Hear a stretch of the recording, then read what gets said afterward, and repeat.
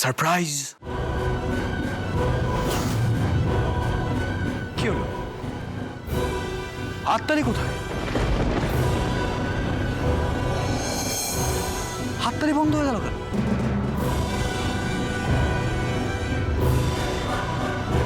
এই তোমরা খুশি হওনি আমি আমি আজ ফিরে এসেছি? এই সেনগুপ্ত পরিবারের ছোট ছেলে বাবান সেনগুপ্ত আজ ফিরে এসেছে। বাবান, বাবান তুই এখানে কেন এসেছিস? বারে আমি আসবো না? আমাকে তো আজ আসতেই হতো। আজ তোর আর আমার ছোট বৌদি ভাইয়ের দ্বিতীয়বার বিয়ের সঙ্গীত হচ্ছে। আমি আসবো না বলো ছোট বৌদি ভাই? আমাকে তো আসতেই হতো। তারপরে তোদের প্রথম বিয়েতে আমি খুব মজা করেছিলাম, আর তোদের এই বিয়েতেও আমি জমিয়ে মজা করবো। দেখ, তোদের প্রথম বিয়েতে আমার ছায়ার সাথে আলাপ হয়েছিল।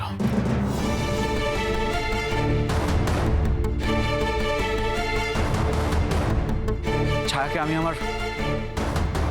আমার জীবনে পেয়েছিলাম। আর হতেও তো পারে তোদের এইবারের বিয়েতে আমি আমার ছায়াকে আবার ফিরে পেলাম। হ্যাঁ, আর তার জন্যই তো আমি এতটা ছুটে এলাম। ছুটে এসে কি দেখলাম?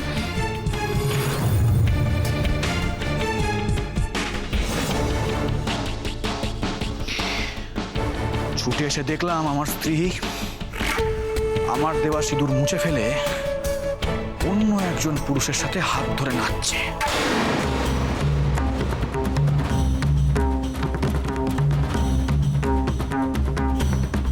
বাহ, দারুণ দারুণ ব্যাপার। হাততালি হাততালি হাততালি।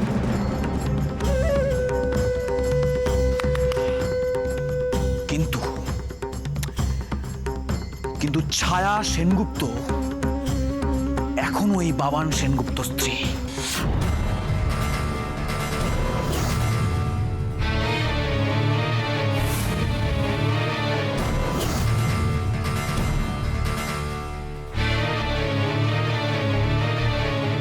আমার সাথে কিন্তু এখনো ডিভোর্স হয়নি,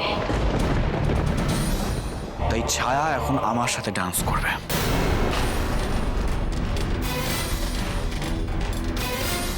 এসো ছায়া। না,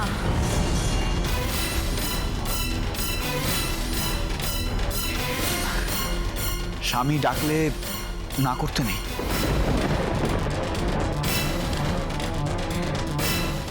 এসো এসো।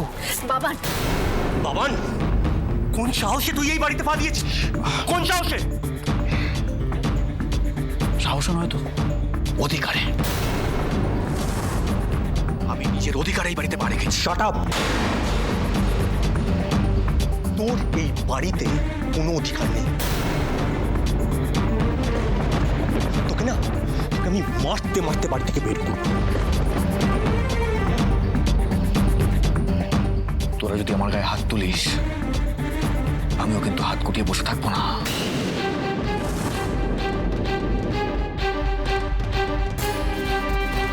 তা কেন বাবা? তুমি তো হাত গুটিয়ে বসে থাকার ছেলে নও। তুমি তো আলোর বাবাকে ওইভাবে। ওটা একটা অ্যাক্সিডেন্ট ছিল। কখনো না, কখনো না। তুমি জেনে বুঝে ওটা করেছিলে, ওটাই তোমার টার্গেট ছিল।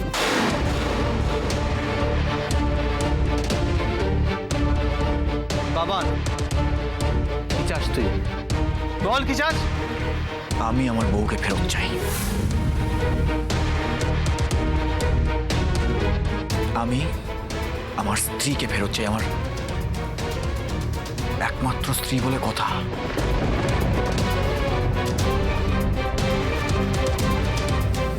লজ্জা করে না বাবান? লজ্জা করে না তোর এই কথাগুলো বলতে? তুই ভুলে গেছিস তুই ছায়াকে কতটা কষ্ট দিয়েছিস? মেয়েটাকে ড্রাগের নেশা পর্যন্ত ধরিয়ে দিয়েছিলি তুই।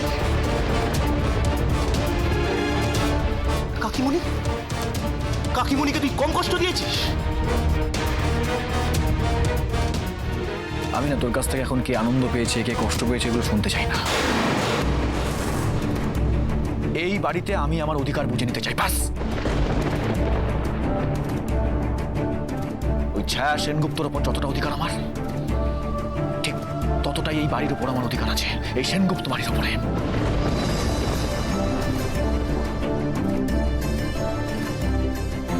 এটা আমার দাদুর কেনা জমি,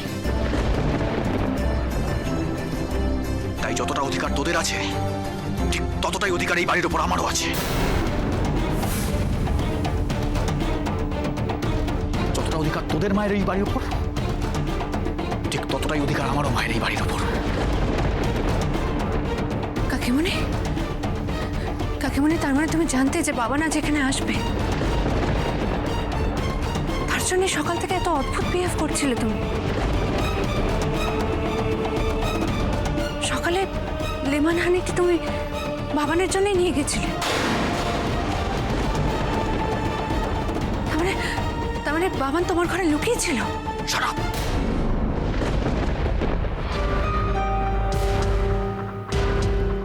যখন আমি কথা বলবো তখন একদম কথা বলবে না।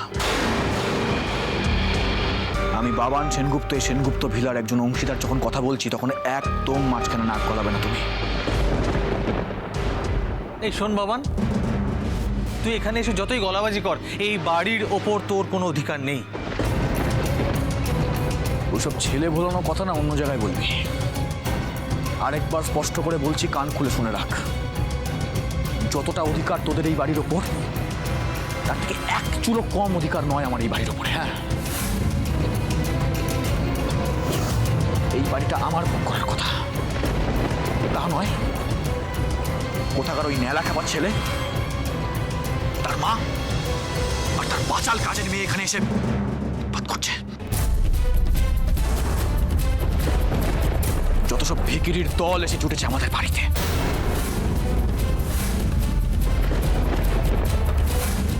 খবরদার বাবার, একদম আমার মা ভাইকে অপমান করবে না, একদম ভিকিরি বলবে না তুমি ওদের। ভিকিরি ভিকিরি না হলে ল্যাজ নাড়তে নাড়তে তোমাদের পেছন পেছন আমাদের বাড়িতে এসছে কেন? কারণ এই বাড়িটা তোমার নয়, এই বাড়িটা আমার শ্বশুর মশাই তিল তিল করে করে তুলেছিলেন। বাবান, তুই শুধু বাবার কাছে কাজ করতিস। আর শোন বাবা, সেই কাজ করার জন্য তুই যথাযথ পারিশ্রমিকও পেতিস। আর এটা মনে রাখিস, এই বাড়িটা আমাদের বাবা তার রক্ত জল করা পয়সা দিয়ে তিলে তিলে বানিয়েছে। অধিকার? কিসের অধিকার? তোদের দয়া করে এই বাড়িতে থাকতে দিয়েছিল বাবা। কি বললি? দয়া? দয়া, তাই না? তোদের এই ভুলটাই আজ আমি ভাঙাবো। স্পষ্ট করে বলছি, আরেকবার বুঝে নেয় কথাটা। এই জমিটা এখনো দাদুর নামেই আছে। ওই চোর তীর্থঙ্কর সেনগুপ্ত আমাদের ঠকিয়ে সবটা নিজের দখলে করে নিয়েছে। দেখ দেখ এখন কোন গড়াদের পেছনে পচে মরছে। বুঝে বলো না, অতি চালাকের গলায় দড়ি।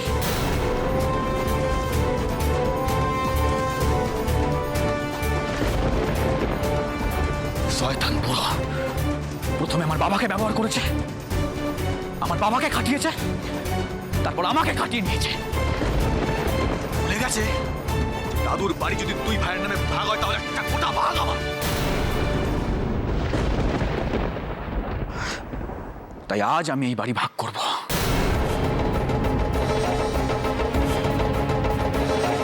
এই বাড়ির ভাগ আমি ভোগ করবো আর আমার বউকে নিয়ে সুখে সংসার করব।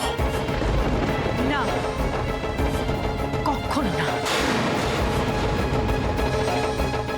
আমি তোমার সাথে এক মুহূর্তও থাকতে চাই না। তোমাকে আমি জাস্ট ঘেন্না করি। আর তোমার সাথে থাকলে আমার নিজেকে অসুস্থ বলে মনে হয়।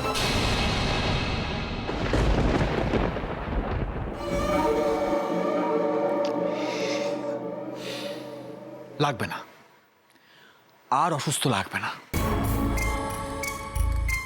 এই যে আমি চলে এসেছি, এবার তোমাকে আমি সুস্থ করে তুলব।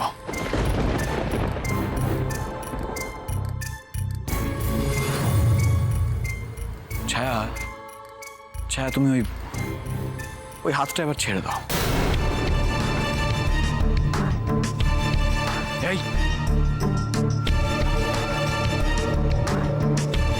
বাবু, ওই হাতটা ছেড়ে ওই যখন তোমার মা দাঁড়িয়ে আছে ওখানে গিয়ে মায়ের আঁচল ধরে দাঁড়াও। যাও যাও। এই কথা কানে যাচ্ছে না? কানের কি চাস? বাবানের আসল রূপটা দেখতে চাস?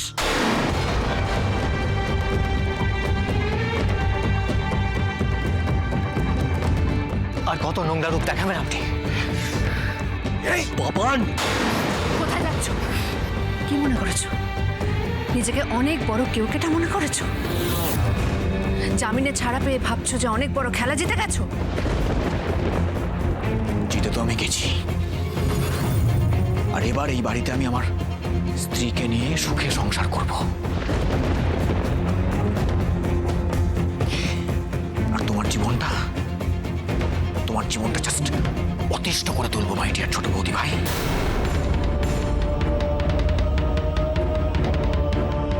আর ছায়াকে আমি কিছুতেই ডিভোর্স দেবো না, কিছুতেই না। অত সহজ নয় বাবা, অত সহজ নয়। তোমার এই বাড়িতে ভাগ আছে কি নেই, ছায়াকে তুমি বউ হিসেবে পাবে কি পাবে না সেটা ডিসাইড করবে আইন আদালত। তাই সেটা যতদিন না ডিসাইড হচ্ছে, তুমি যদি আমার বোনের দিকে চোখ তুলে তাকাও, আমি তোমার এমন অবস্থা করবো সেটা তুমি কল্পনাও করতে পারছো না।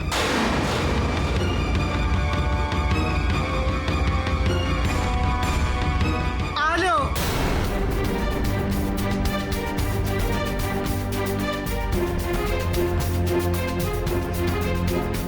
খবরদার আমার ছেলের সঙ্গে তুই এই ভাষায় কথা বলবি না। শেষ করে দিবি মানে?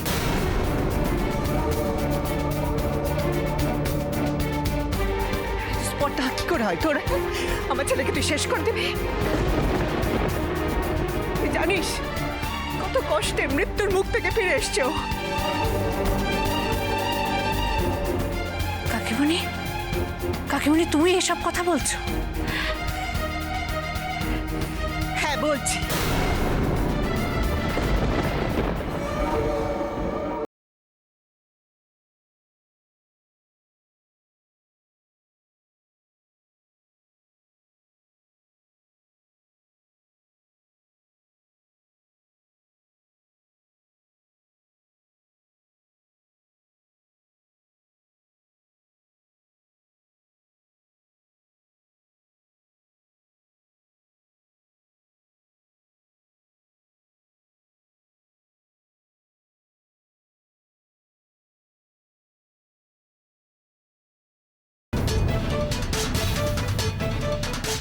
নিজের ছেলেদের যখন কাউকে ডাক্তার বানিয়েছে, কাউকে আরো কত কি, আমার ছেলেটাকে কি করেছে?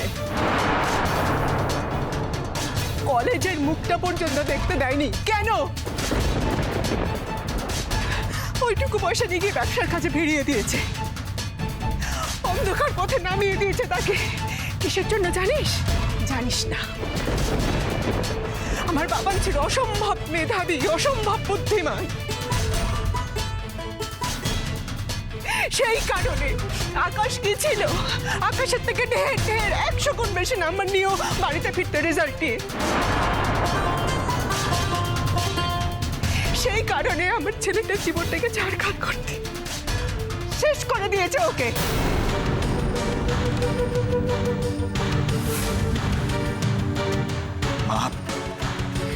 তুই ঠিক বলেছিস বাবা, একদম ঠিক কথা বলেছিস।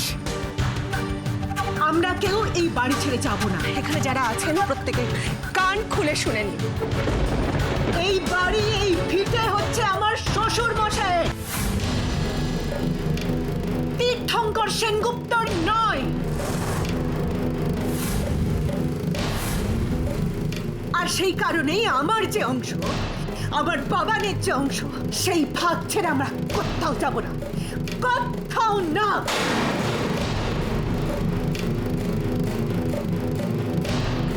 এখানে আমাদের আর কোনো কাজ নেই, চল ঘরে চল। কাজ আছে মা,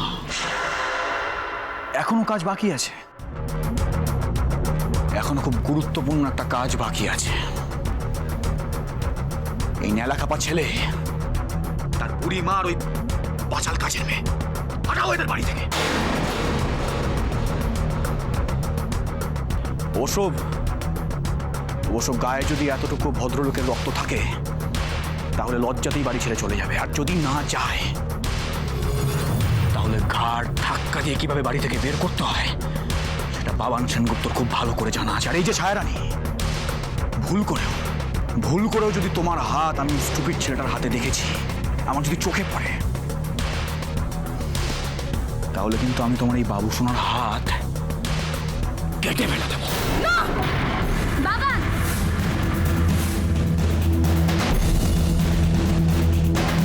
আমরা এই বাড়ি ছেড়ে চলে যাচ্ছি, চল চল বাবু, চল। বাসন্তী আয়, জিনিসপত্র নেবার দরকার নেই, তাড়াতাড়ি চল। দাঁড়াও মা।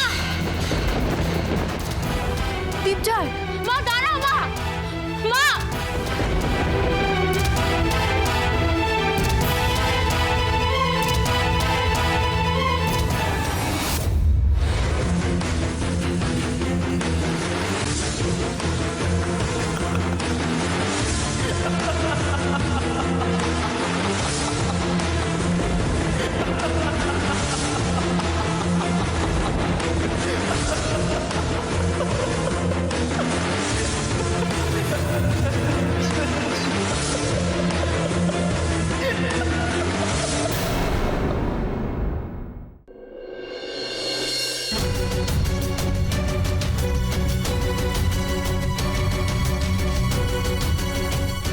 ছায়া, ছায়া কোথায় যাচ্ছিস তুই?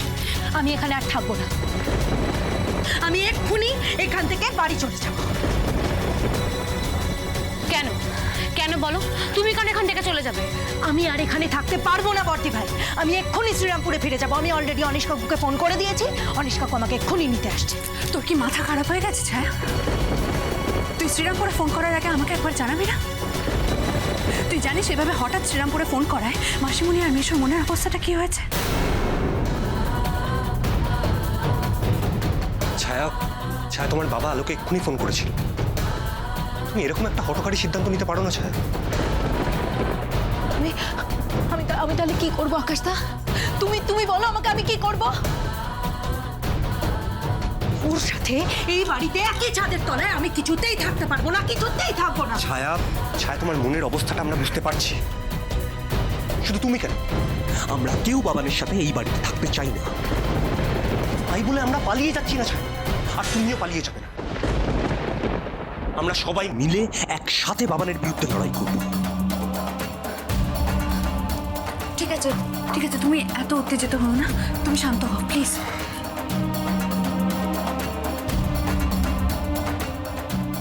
ছায়া, ছায়া তুমি কি ভেবেছো? তুমি এই বাড়ি ছেড়ে শ্রীরামপুরে তোমার বাবা মার কাছে গিয়ে থাকলে বাবান তোমার পিছু ছেড়ে দেবে না? ছায়া, ও তোমার পেছন পেছন ওখানেও যাবে। শ্রীরামপুরের বাড়িতে গিয়ে তোমাকে উত্তপ্ত করবে, ওর স্বামী হবার অধিকার ফলাবার চেষ্টা করবে। তাহলে আমি কি করব? ছায়া, ভাইয়া একদম ঠিক কথা বলতে। ছায়া দেখো, তুমি যদি এখানে আমাদের সবার সঙ্গে থাকো, একসঙ্গে থাকো, আমরা সবাই তোমার খেয়াল রাখতে পারবো। আলো তোমাকে নজর নজরে রাখতে পারবে। ছায়া, ছায়া, ছায়া, বৌমনি ভাইয়া ঠিকই বলছে। তুমি এই বাড়িতে আমাদের চোখের সামনে থাকো। তোমরা কেন বুঝতে পারছো না? তোমরা তো জানো, বলো, তোমরা তো জানো যে বাবান কতটা ডেঞ্জারাস। আর বাবান অপমান করতে পারে না এমন এমন কোনো কাজ নেই। আর আজকে সবার সামনে বাবান যেভাবে দীপজয়কে কথা শোনালো, যেভাবে অপমান করলো, দীপজয় বাধ্য হয়ে মুখ কালো করে। আচ্ছা বর্দি ভাই আমি দীপজয়ের সামনে, জ্যাঠাইমার সামনে কি করে দাঁড়াবো বলো তো? কি করে দাঁড়াবো? আর জ্যাঠাইমাকে মেনে নেবেন? জ্যাঠাইমাকে আমার আর দীপজয়ের বিয়েটা কখনো দিতে চাইবেন? ঠিক হয়ে যাবে ছায়া, মাকে বোঝাবো, মাকে সবাই মিলে বোঝাবো, মা ঠিকই বুঝবে। মাকে বলবো যে বাবান কতটা খারাপ মানুষ, আর তুমি একদম বাবানের মতো খারাপ নাও। আলো ছায়া, তুই কেন বুঝতে পারছিস না? বাবানের সাথে লড়তে গেলে ওর চোখে চোখ রেখে লড়তে হবে, ভয় পেলে চলবে না। কারণ ও একটা শয়তান, একটা ক্রিমিনাল। ও যা খুশি তাই করতে পারে, কিন্তু আমরা যদি একজোট হয়ে ওর বিরুদ্ধে লড়াই করি, ও আমাদের কোনো ক্ষতি করতে পারবে না।